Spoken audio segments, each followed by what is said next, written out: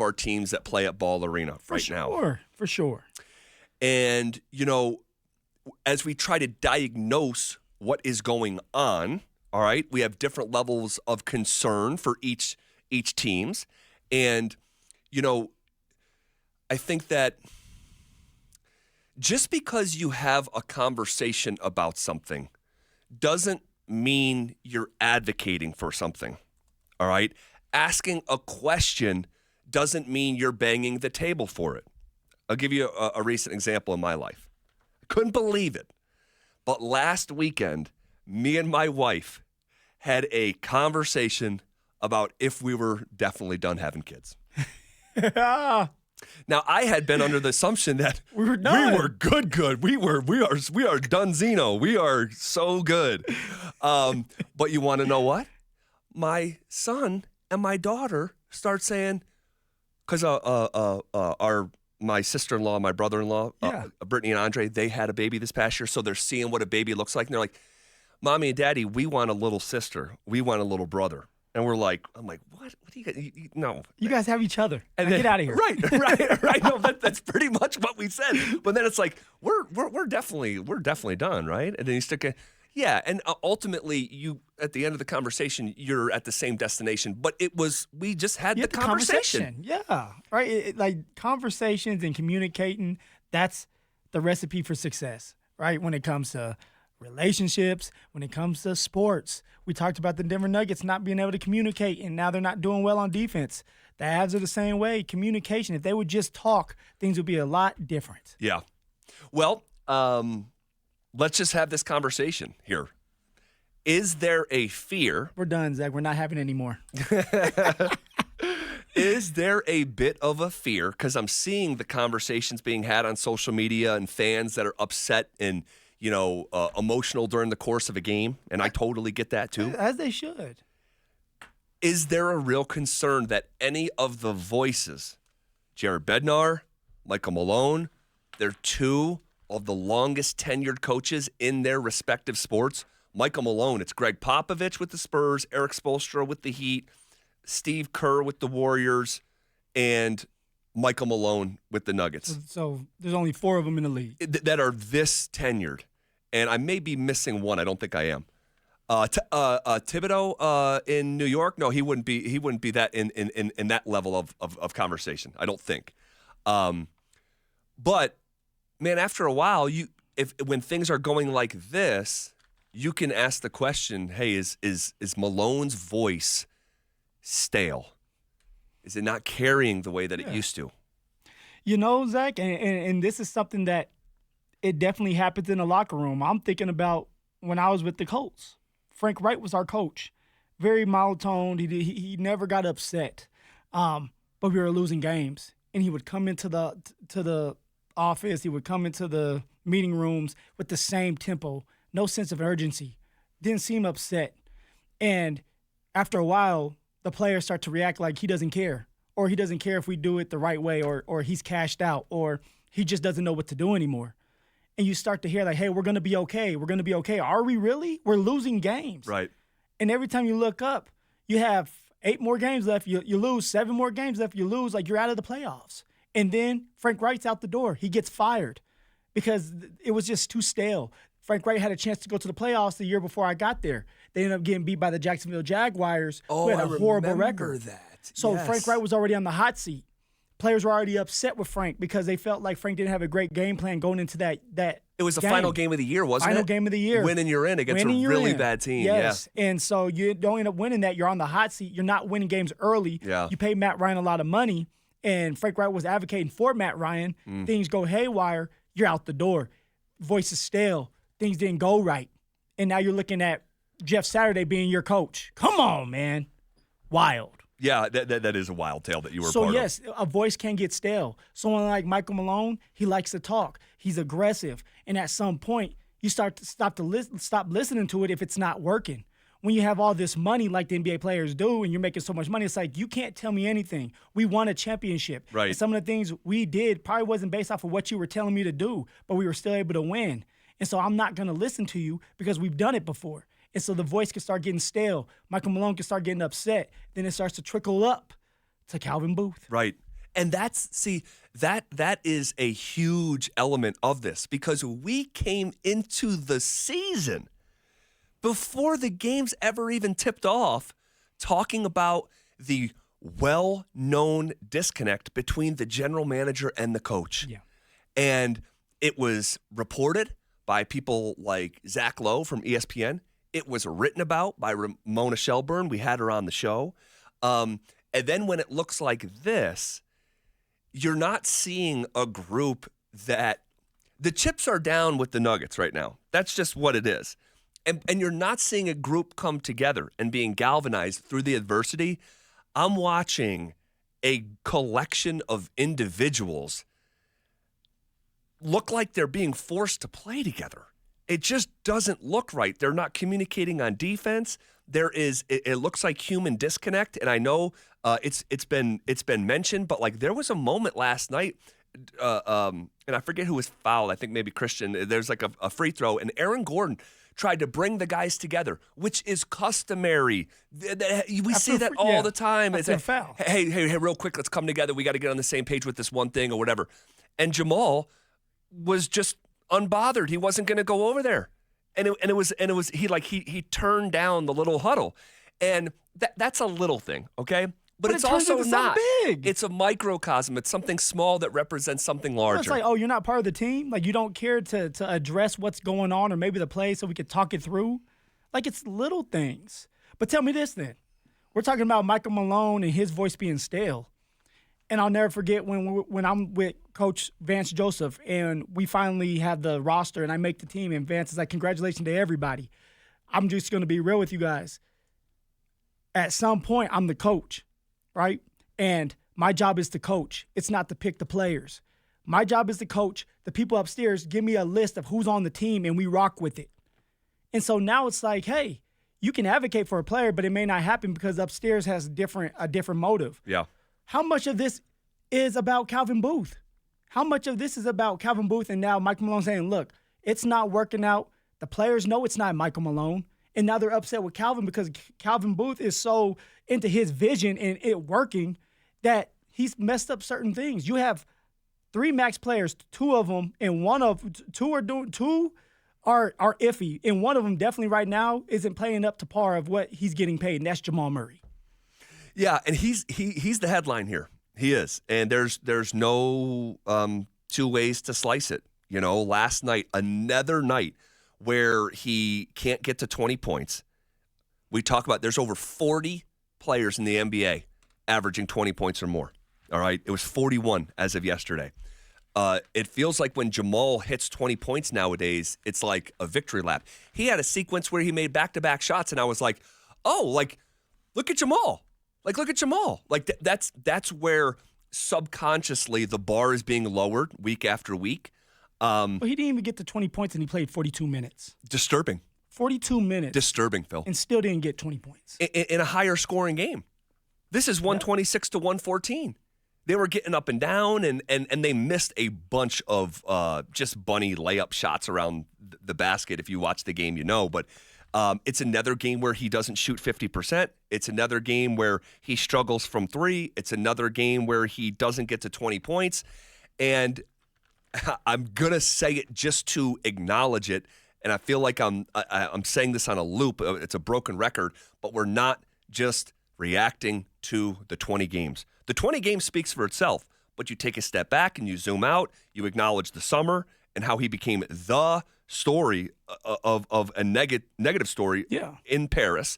There wasn't even a close second after Jamal with that regard. He literally wasn't starting for Team Canada. He was supposed to be the face of it along with SGA. And then we know how the playoffs went. So it's like, so you add this all up, and it's just I don't think firing Michael Malone. First of all, it's not going to happen anytime soon. It would be after the season, and that may happen, guys. Well, that may happen. I think that's when it's going to happen if it does happen. If the voice is stale in the locker room, they're not going to fire him right now. There's no reason to fire Michael Malone right now. Michael Malone, all right, has done some great things here. You don't want to just fire a coach. And I caution people, if you want Michael Malone fired, which I don't think a lot of people do, but there's a couple out there that probably want him. Some do. All right, just remember what's happening to Doc Rivers, right? Milwaukee fires their coach, brings in Doc Rivers to save the day. That didn't help out. And look at him right now. It's not smart to fire a coach in the NBA or in the NFL midway through the season. Now, it can happen a lot more in the NFL, and definitely when you're talking about hockey.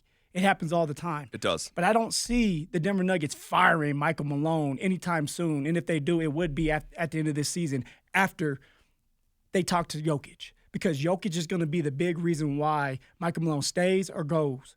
Because that's his boy. All right? And Jokic has a lot of power in that building. Oh, totally. Totally. Look, I don't think the solution is to fire any of these guys. I think Jared Bednar and Michael Malone are excellent coaches. Michael Malone is the best coach in the history of the franchise. Now, that's not to say he's perfect, because he's not. He's not. But I would not let perfect be the enemy of really good. He's a really good coach. Yeah. He is the all-time wins leader in the history of this franchise. But what makes champion. Michael Malone so good? I just think he, more than anything else, and obviously he's got his schemes and he's got his the coaching fingerprint. But I think the thing that has made Michael Malone stick here and have so much success, where they literally for 8 consecutive years have overachieved in terms of their win total. It's unprecedented. Yeah. Where Vegas says, we think you're going to win this many games, and the Nuggets for a decade have gone over it with him at the helm. He pushes the right human buttons most of the time, Phil. He is, in terms of NBA coaches who do walk on eggshells because the players run the league, yeah. Michael Malone is kind of on the other end of the spectrum. He's more old school. He's more tough. He's more gruff. He's willing to call guys out, be direct, coach hard. And I think that for this particular group, that's been the most, the biggest, if you're just asking me, the biggest hallmark of Michael Malone as a coach would be his human approach to his team, and not necessarily the X's and O's of it. And if you do get a little deep into the X's and O's, he's known for defense. He is. He's known for being aggressive. He is. The issue is right now the Denver Nuggets, they're not playing good offense, but they're not playing good defense. No, terrible. And that's kind of why you brought him in, because Coach Malone was going to be a stickler to defense and helping win games by that. The times change. Is Michael Malone's willing to change with it? In today's league, you got to be able to shoot threes.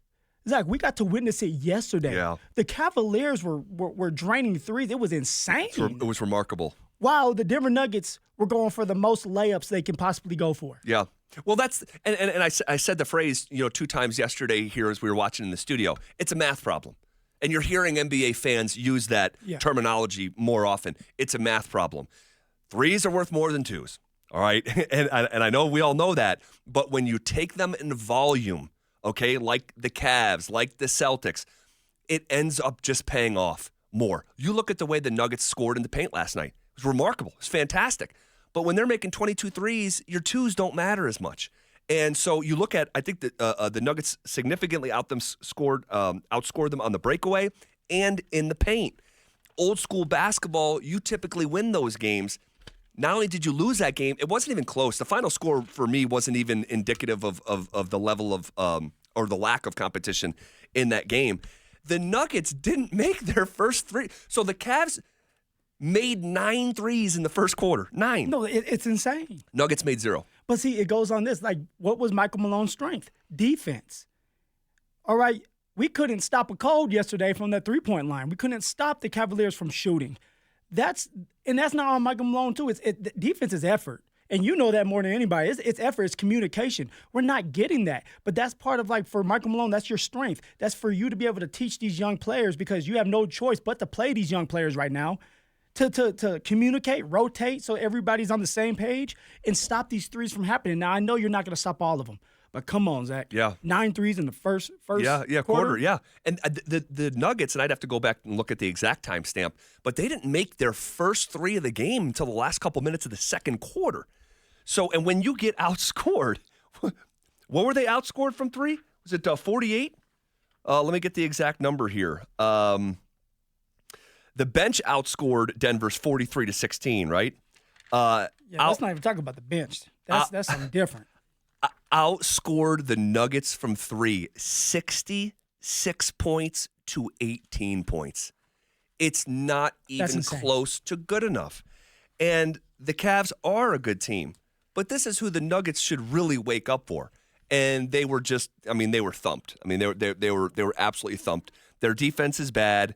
Well, even like you say, scoring in the paint, which they did a great job of. All right, but the Nuggets attempted a season-high 36 layups and missed 15 of them. Yeah, that was hard to watch. That's an issue. That was Jokic too, by the way. And it was. Jokic was part of the issue last night when it comes to the layups. Right? If you're not a good three-point shooting team and you're getting in the paint and you're missing layups, you miss 15 of them, you're not winning the game. Yeah. Now because you're relying on the layups and scoring in the paint, and you're relying on free throws when you can't shoot threes. It's just like you said, it's a math problem, that it's a defensive problem, and it's a we problem. Yes. Like they're not connected. They're not connected at the hip, and the team, the Nuggets are not playing as one. No, they're not. They're not, and that was the hallmark of who they were. It's such a departure. It's the same collection of main guys. That's the disturbing part about it. And here was Michael Malone sounding dejected after the game. Oh, not even close. They're 19-3, 20-3 now for a reason. And we're a team that's trying to find themselves. And I think that's fairly obvious tonight. They're a superior team across the board. You can't allow the number one three-point shooting team in the league to hit 22 threes. We were outscored by 48 points from three-point line tonight. 16 turnovers, 23 points. We kept on chipping away. In the first half, we were down big. We chipped away, got back in it. Third quarter, end of the third quarter, I think we're down by 7. They closed 11-3. That 7 goes to 15. And again, just all night long, we felt like we were just stuck in mud, chasing our tail. They have so many weapons, 4 20-point scorers tonight, 22 made threes, as I mentioned. So we got a lot of film to watch. There's a lot of breakdowns in our communication and our game plan and our discipline tonight. That can't be the case against a team like that. He said we're trying to find ourselves. Yeah. You're talking about the same collection of guys who won a championship together. Crazy. That's insane. It is. But then you look on the opposite side. Let's talk a little bit of Az real fast, Zach, with Bednar. See, I think there's two problems with the opposite. If we're talking about stale, Michael Malone likes to talk. He's aggressive, all right? And it could be go in one ear out the other. I feel like Bednar's not aggressive enough. Bednar may not be saying enough in the locker room. The sense of urgency, he's a calm, cool, collected kind of guy. But is there a sense of urgency where it's like, hey, we got to start flipping things. We got to start turning things. And in the NHL, you know it better than I do that teams will get rid of their coaches. Oh yeah. Faster than you could get through some toilet paper. Yeah. It can happen rapidly. It can happen rapidly. It can. And it's happening more rapidly now in the NBA too. Not to the level of pro hockey. But here is Bednar after last night's game. Kind of a recurring thing all year, but is there anything that can be done differently about the slow starts? Yeah, that slow start lasted 45 minutes, so it wasn't really a slow start. It's them outplaying us. So, but we've been talking about that. I'm not going to keep regurgitating it every day. So he's asked about the slow start. He said the slow start lasted 45 minutes. They're just outplaying us. You can't just chalk it up to a slow start. But then he's like, at the end, and this is where we talk about, a voice becoming stale. He said, to the slow starts, like I talk about it all the time. I'm not just going to keep regurgitating it. And when you have to say something over and over and over and it's not sinking in, at least the question deserves to be asked. Is this the right thing moving forward? Can you see a situation where the Avs cut ties with Bednar before the season is done this year? No. No? No. I don't think so. It's just like I don't think so. I like Betsy. I want Betsy to stay. I love what Bednar brings to the table. I love his calmness. But if his voice is still in that locker room, it will be felt by someone like Nathan MacKinnon saying, "Hey, it's time to move on." McFarland hasn't fired a coach yet. No, hasn't hired a coach yet. Right. Because this is his first time doing it. So I'm interested in seeing, hey, does McFarland have the Mr. Big, to say, hey, let's move on to trying to generate some energy. And because what I'm thinking of is Jim Montgomery. Now he was with Boston. And it's a cup contending team. And they started 8-9-3.